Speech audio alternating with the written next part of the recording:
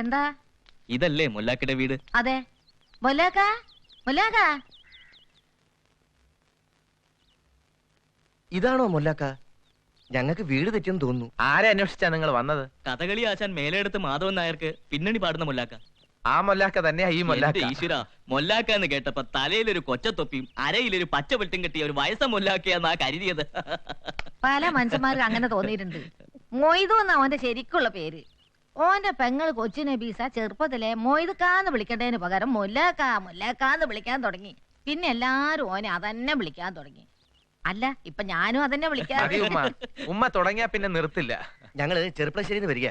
വൈകിട്ട് municipal town ഹാളിലാണ് programme. ആശാൻ പറഞ്ഞിരുന്നു. എന്നാ നമുക്ക് ഇറങ്ങാം. വരട്ടെ ഉമ്മ. ഉമ്മ. ആ.